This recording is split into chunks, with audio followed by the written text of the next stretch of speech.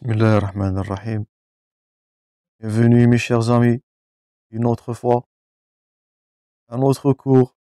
Aujourd'hui, on va voir les virus à ARN. On avait vu déjà les virus à ADN. On a vu la famille des herpès viridés. On a vu l'hépatnaviridés, le virus de la fameuse hépatite B. Cette fois-là, on va voir les virus plutôt à ARN. C'est les rétroviridés.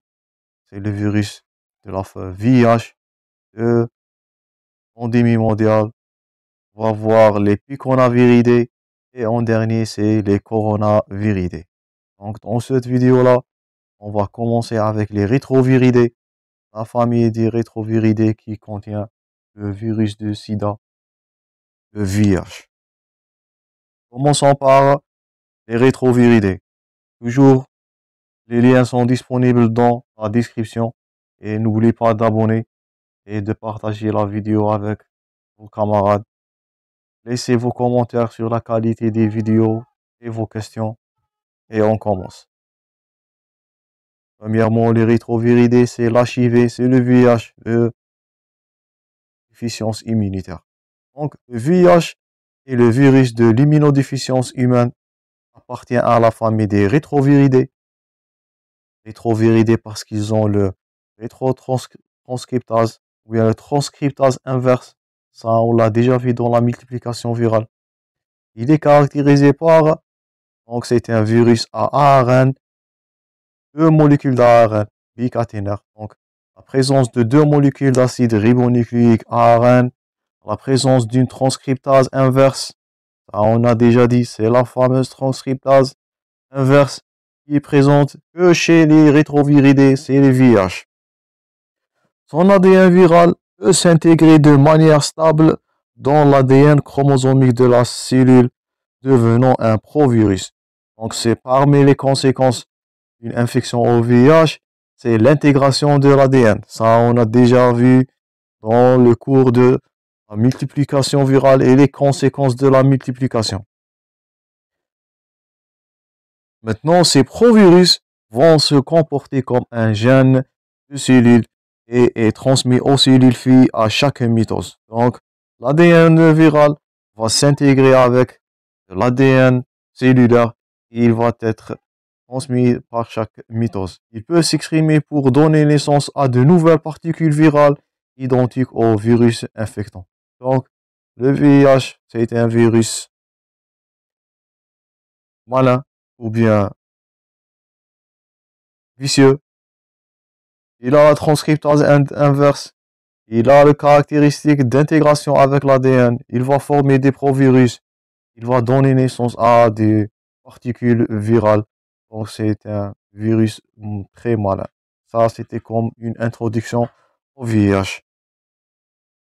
Maintenant, la famille des rétroviridés est classée sur 3 sous-familles.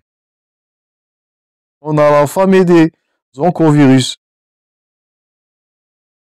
qui ressemble le HTLV1 et l'HTLV2.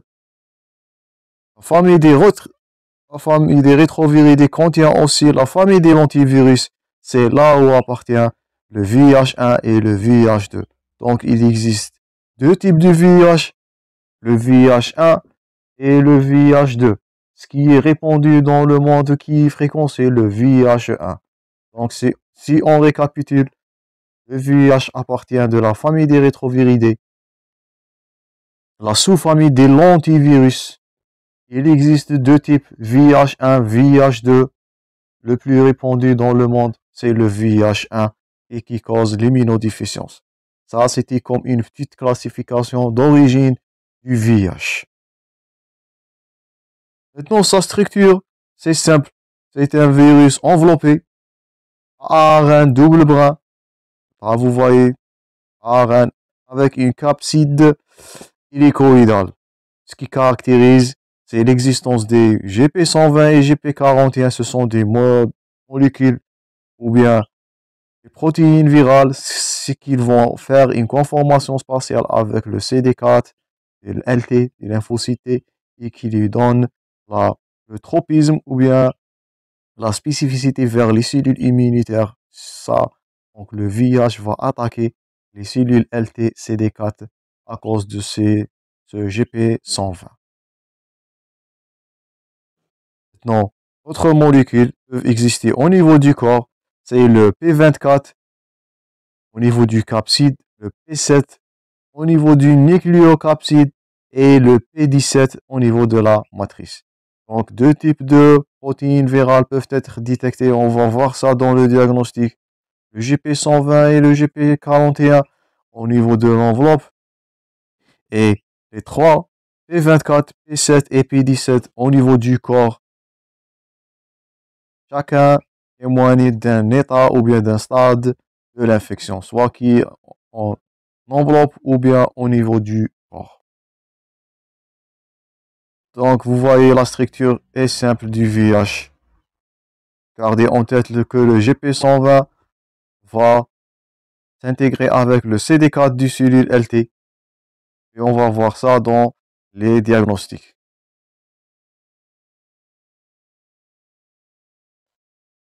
Maintenant, on passe vers la multiplication du virus. Comme je vous ai dit, elle est écrite là. Il existe une grande affinité entre le GP120 et la molécule CD4.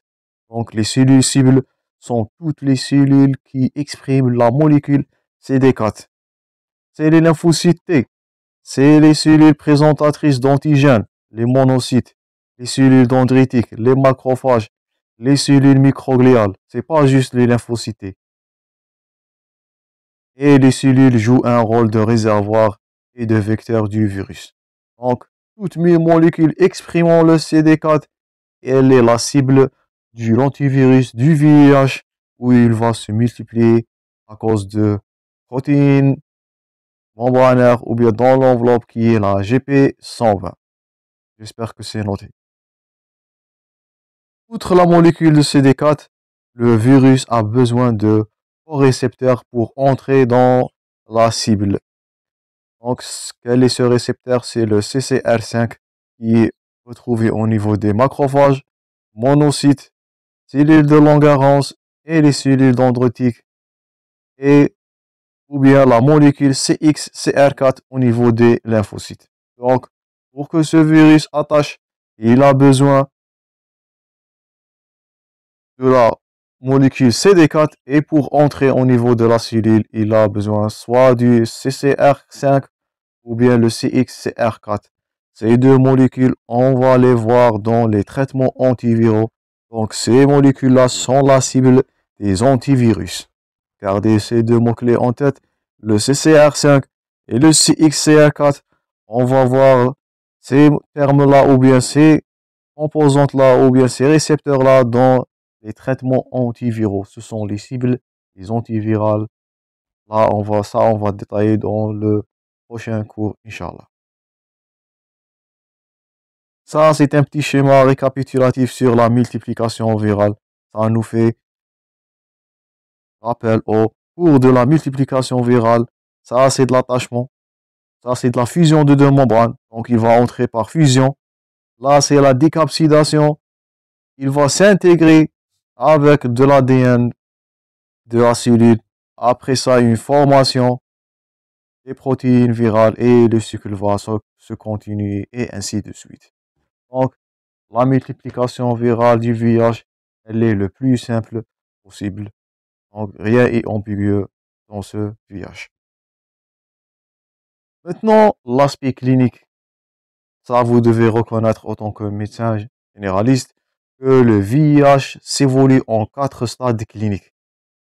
Donc, il existe 4 stades de VIH. Vous devez savoir ces notions-là. Ils sont importantes pour stadifier le patient et adapter le traitement à l'état du patient. Donc, commençons par le premier stade, qui est la phase de primo-infection.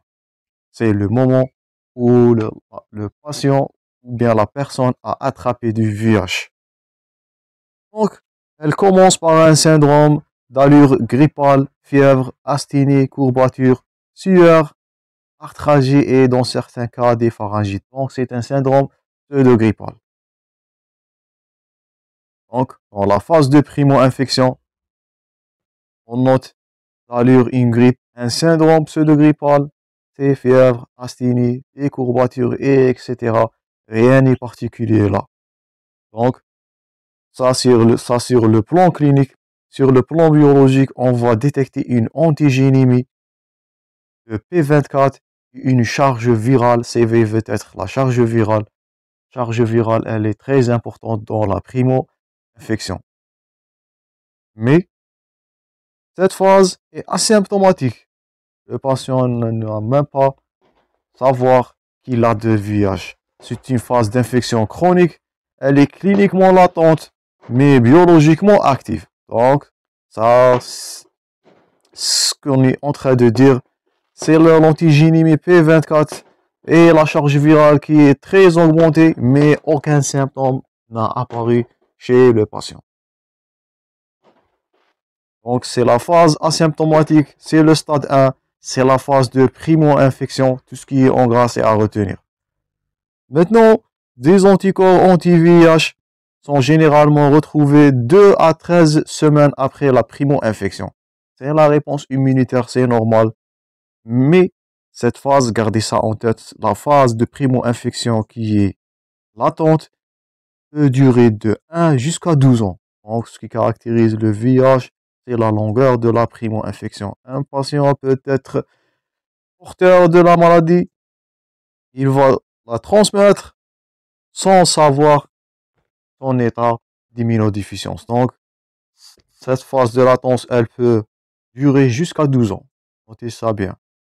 Sans manifestation clinique et on dit que le sujet, on utilise le terme séropositif.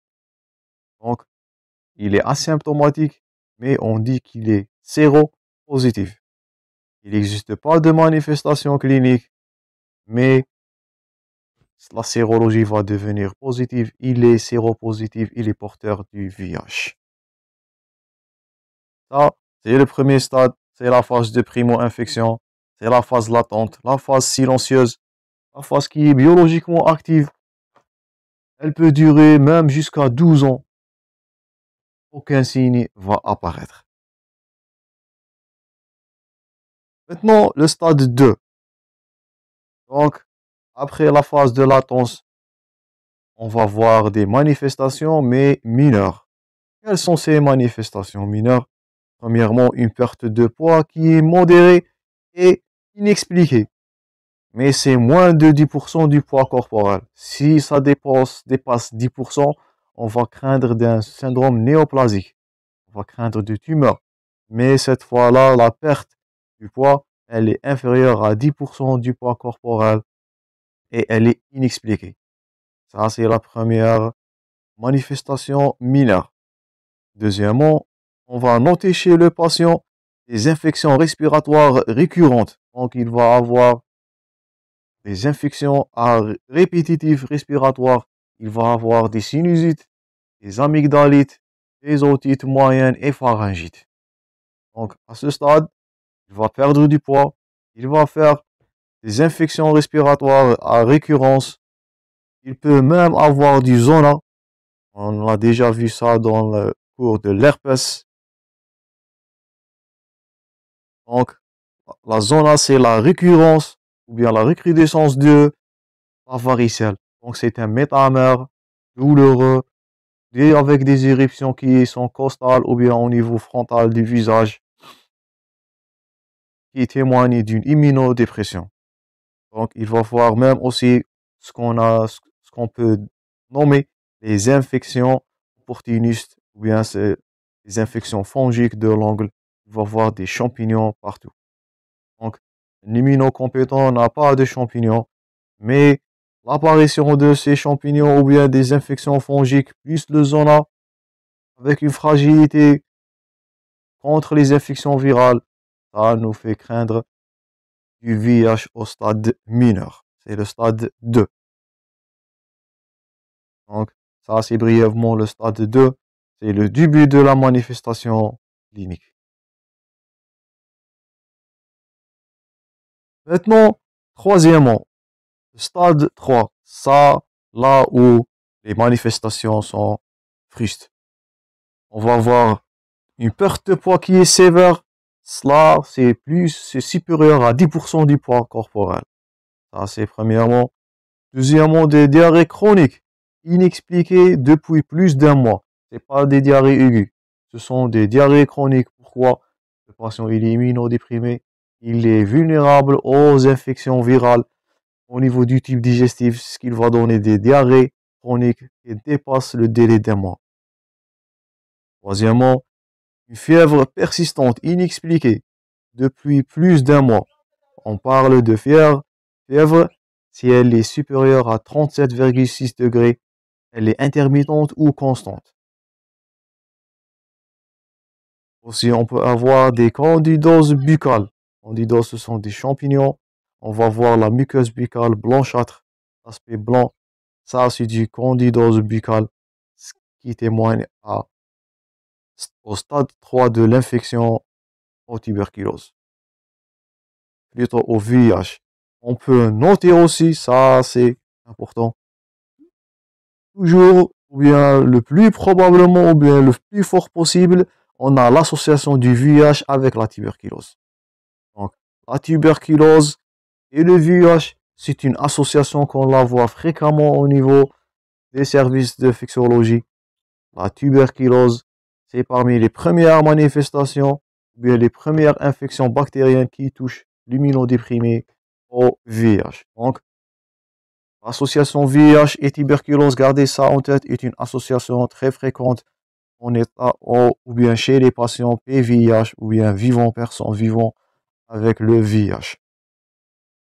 Aussi des infections bactériennes graves, c'est de la pneumonie, la pyomyosite, les infections osseuses, des anémies inexpliquées qui sont inférieures à 8 grammes, donc ça c'est grave, elle est mal tolérée, une neutropénie inférieure à 500 cellules et une thrombopénie chronique.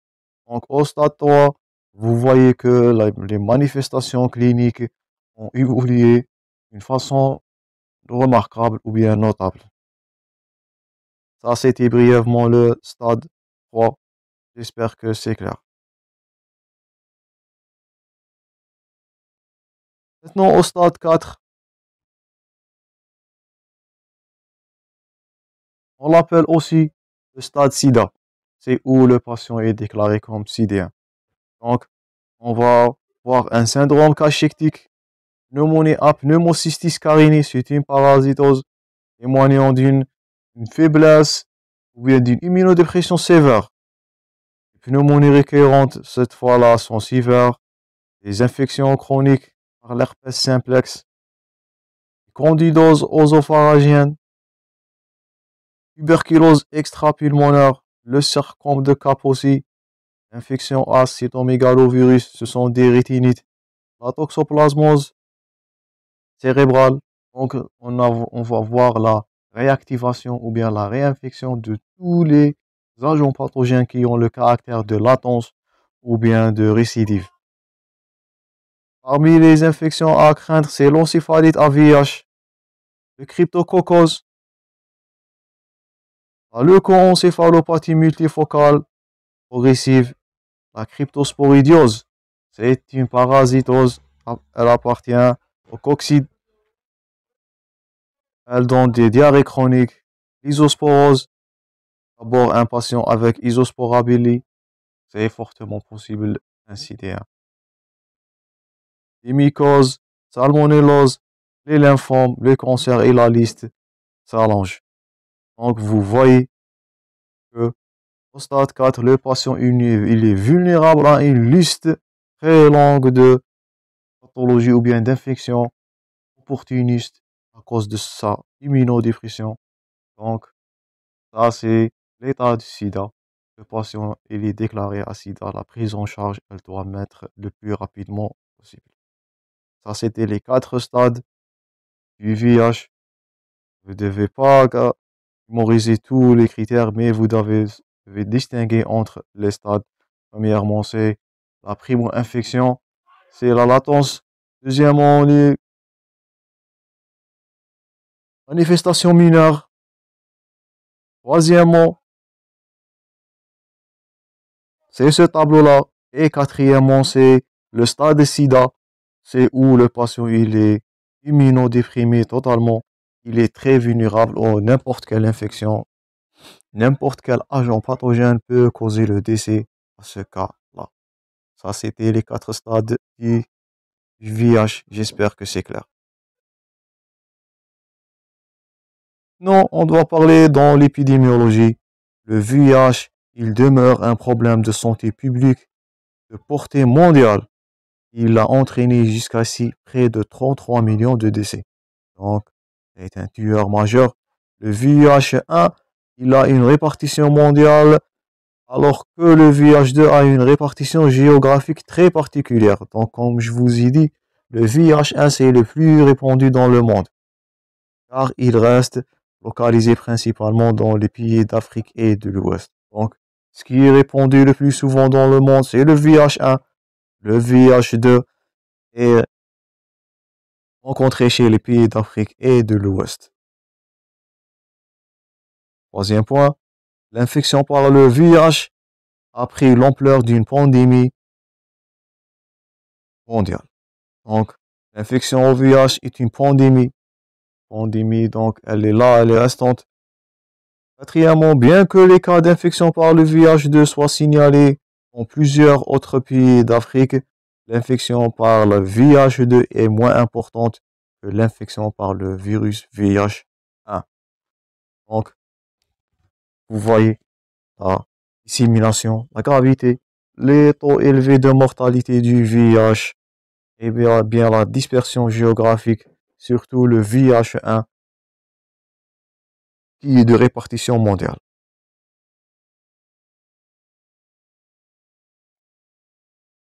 Maintenant, un autre point fort, gardez-vous en tête qu'il existe une variabilité génétique du VIH. Ce que ça veut dire, la variabilité génétique, elle est importante à cause du taux de mutation élevé. Donc, le VIH est un virus à mutation très élevée. Pourquoi? C'est le résultat des erreurs de transcriptase inverse lors de la rétrotranscription ARN vers ADN. On a vu ce critère de rétrotranscription dans le cours de multiplication virale. Si vous n'avez pas vu la vidéo, elle est dans la playlist de virologie. Maintenant, cette transcriptase inverse, elle va donner un taux important de mutation avec de variabilité génétique très importante. Donc, le virus du VIH, il est un virus mutant avec mutation élevée. Ça, c'est à noter. Donc, il existe 3 groupes, bien 3 sous-groupes génétiques. On a le groupe M, c'est le groupe majeur. Le groupe O, c'est le groupe outlier. Le groupe N qui est non M et non O. Donc, ce qui est majeur, c'est le groupe M du VIH1 qui est très répandu dans le monde. Ça, c'était quelques notions sur la variabilité génétique du VIH. Gardez-vous en tête qu'il est un virus mutant. Maintenant, on arrive au mode de transmission. Donc, la voie de transmission la plus évidente, c'est bien sûr sexuellement. C'est le virus du VIH présent dans les sécrétions vaginales et dans le sperme. Il est transmis dans les rapports sexuels. Ce mode de transmission, il est le plus répandu actuellement. Donc, le risque de transmission dépend du type de relation ainsi que la quantité de charge virale présente dans le sperme ou bien dans la sécrétion vaginale. Donc, il existe d'autres maladies sexuellement transmises. Elles augmentent le risque de contamination. Par exemple, le syphilis, l'herpès, toutes les infections génitales ou bien tous les IST favorisent ou bien augmentent la chance ou bien la probabilité d'attraper le VIH hors de contact sexuel. Gardez ça en tête. La transmission sexuelle, c'est le mode le plus fréquent de transmission et les maladies sexuellement transmises augmentent la chance, la probabilité de contamination par le VIH. Donc, c'est la protection contre le VIH. Elle est reliée à protection contre les rapports sexuels non protégés. Deuxièmement, la transmission sanguine. Donc, il, il est, il existe une transmission sanguine du VIH. Il peut se transmettre par des transfusions du sang ou bien des dérivés du sang. Donc, le dépistage des produits labiles du sang est nécessaire pour ne pas attraper du VIH accidentellement, ou bien une exposition percutanée à sang infecté. Ça, ce sont les personnels soignés. On est en train de parler des accidents exposant au sang. Donc, il faut être prudent quand manipuler les produits sanguins, les aiguilles, ou bien en situation exposante au sang. Donc, la protection, elle est rigoureuse. Donc, l'utilisation des drogues, on est en train de parler de la toxicomanie. Ce sont les aiguilles non stériles. Ils vont transmettre le VIH entre ces toxicomanes. Maintenant, notez bien que la transmission par transfusion du sang ou bien les dérivés du sang est devenue presque nulle dans les pays industrialisés suite heureusement au dépistage systémique lors de dons de sang et aux améliorations techniques liées au dépistage. Donc, heureusement, la transmission sanguine, elle est devenue presque nulle dans notre pays grâce au dépistage. Et ce qu'il faut craindre, c'est c'est juste- justement, ou bien le plus probablement, ce sont les rapports sexuels non protégés.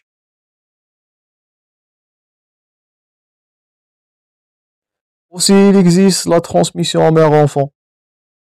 Donc, le VIH peut traverser la placenta. La transmission du VIH de mère à l'enfant a lieu surtout pendant l'accouchement. Donc, il faut craindre le plus possible au niveau de l'accouchement. Donc, la chance d'attraper le VIH, elle est très élevée pendant l'accouchement. Pourquoi? C'est là où il va subir un contact sanguin entre le sang du fœtus avec la circulation sanguine de la mère.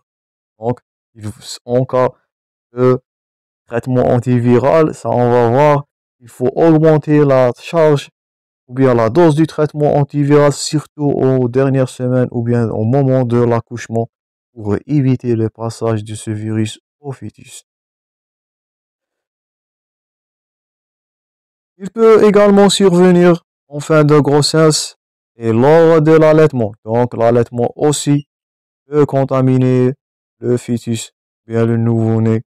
Donc pour protéger les nouveau-nés contre les VIH, c'est d'éviter ou bien d'augmenter la dose d'antivirus pendant l'accouchement et d'éviter l'allaitement. Ça écrit ici, l'utilisation des antirétroviraux pendant la grossesse, heureusement, a permis la réduction du risque de transmission mère-enfant presque nul, c'est inférieur à 1%. Donc, heureusement, la transmission mère-enfant, elle est contrôlée maintenant grâce à l'efficacité des traitements rétroviraux, c'est de l'ARV, heureusement. Donc, avec un traitement antirétroviral adapté, le risque de transmission est presque nul. Ça, c'était la transmission virale. J'espère que c'est clair. Maintenant, l'avant-dernier titre, c'est le diagnostic biologique. Notez-vous bien que le diagnostic du VIH, il est sérologique. C'est la détection des anticorps qui sont dirigés contre le VIH. Donc, ces anticorps, selon les techniques, peuvent être recherchés dans le cadre de dépistage, de routine ou bien une confirmation de diagnostic. Donc, ils peuvent être détectés au cours d'un dépistage ou bien pour la confirmation de diagnostic. Et notez bien que le diagnostic direct peut être fait par la charge virale ou bien par le suivi de l'antigène P24. Ça, on a vu dans la structure de ce virus. Donc, on peut suivre l'état du patient avec la charge virale et on peut confirmer le diagnostic avec les anticorps. Donc, notez la différence entre un test de dépistage et la charge virale. Maintenant, la culture cellulaire, ça, on n'utilise pas fréquemment. Elle est réservée en cas particulier ou bien au domaine de recherche. Notez-vous bien que le diagnostic biologique, il est sérologique en cas de dépistage ou bien de confirmation. Et le diagnostic est direct avec la charge virale pour évaluer l'évaluation du virus.